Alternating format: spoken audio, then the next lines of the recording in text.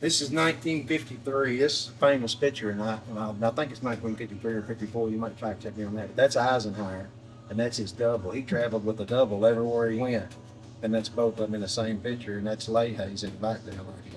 You know, he's standing on the steps over here at the Women's Club, and that's Laha's. None of these buildings are here yet. And I tell everybody he had a Laha burger because they can't prove he didn't. That's he was the last president to come to Hodgenville. 1953. You know, my goal every day is probably to make my papa proud.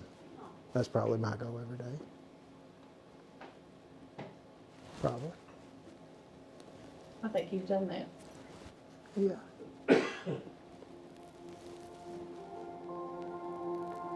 I hope so.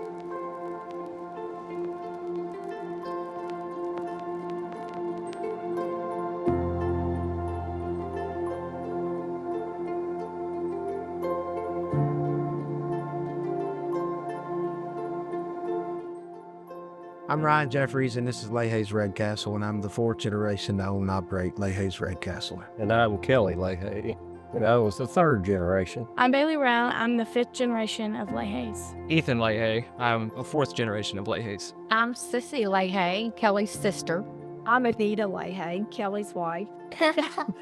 My name is Erin Jeffries. I'm married to Ryan. I'm Whitley Jeffries. I'm the fifth generation of Laha's, and my parents are Laha's. This is Mildred Jeffries. I'm Millie. I'm Katie. I am Ryan's sister and Bailey's mother. And my emergency help, by the way. So Laha's was started in 1934 by Bill and Sally Laha. They're my great-grandparents. They ran it from 1934 until 1958. 1958, my grandparents took it over, Rollin and Mildred Laha. Rollin and Mildred Laha ran the restaurant from 1958 until 2002 when my papa got sick.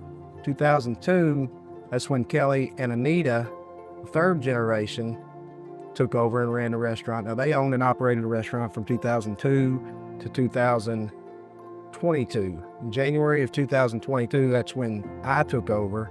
Me and my wife took over and started running the restaurant. I'm the fourth generation to own and operate Laha's. Daddy always said it was a little gold mine, didn't he?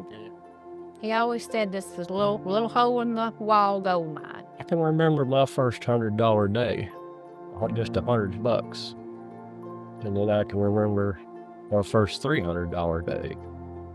And then the first $500 day. And then it's just took off from there. I was lucky enough, you know, to not have to start a business from scratch, you know, to get to walk into an opportunity that had been here, you know, 85 years when I walked in the door. You know, I tell everybody all I got to do is not mess it up, you know. Pretty much all I've ever known is Laha's. This is where I grew up. Didn't have a babysitter back then, so they just bring me work down here, and I'd ride tricycle. And people would come in to eat. I'd sit in their lap while they was eating. It was good memories. Whenever I came into this, I was 15. So I started working here at 15. Now I'm 13. 13? We're down here 13. Hey, whatever. I can remember being in second and third grade and running, me and another little girl, we'd leave the school and run down here real quick and get the lunches. They'd have them boxed up for us, and we'd run them back up there and take them to the basement. We'd all have Laha's for lunch. Do you want to work here too when you get big? You don't know. Doesn't matter if they want to. Right. It's kind of like Ethan. Like Ethan said he didn't have a choice. It's going to be the same thing. Kids in my class will be like, hey, since I'm in your homeroom, can I get Laha's free? Can I get food from it? When all the kids would skip school and come down here, and my memo would always hand it out the window to them so they wouldn't smell like Laha's and get caught when they went back.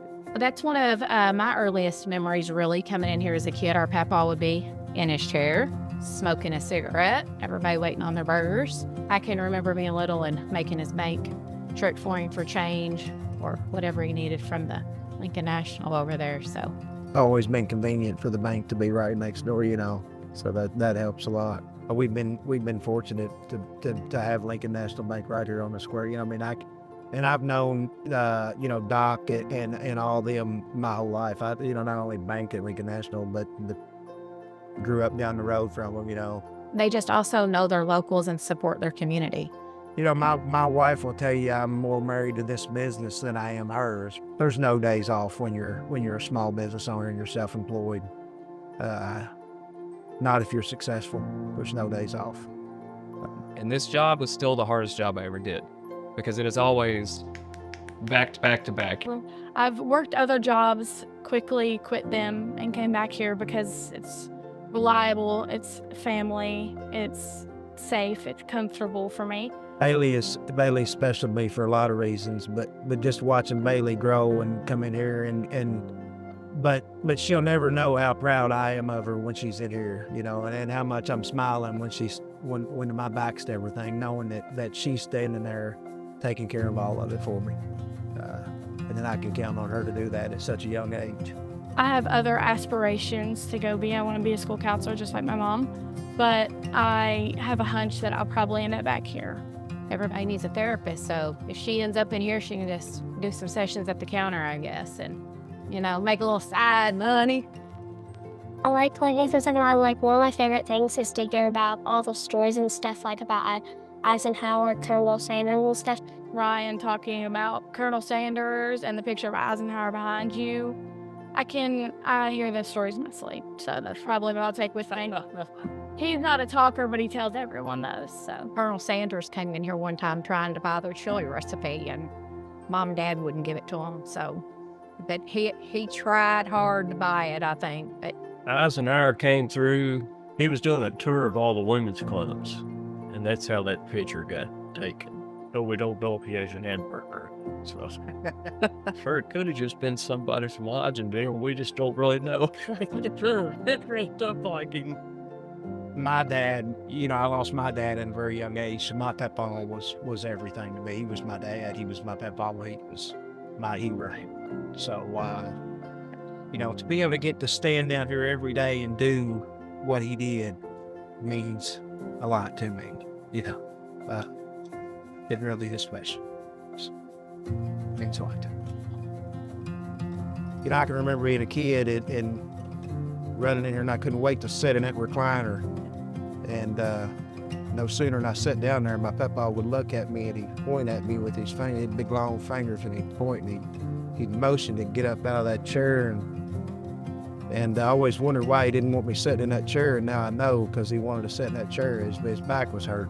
He wanted to sit down there. So, you know, we're blessed and we're lucky. You know, we get, you know, this business and making these cheeseburgers give us the opportunity to have a good life. It doesn't come without sacrifice. And it doesn't come without Saturdays away from your children. missing stuff. Missing school events, and those types of things. So I want them to grow up and know that while I wasn't there, there's a reason I wasn't there. And then when they get old enough to come in here and to work and to see how much hard work it is in here, that then they begin to appreciate what these cheeseburgers have been able to provide for them. Mom and Dad would be proud. They would be. They'd be proud of every one of y'all. Yeah. Yeah.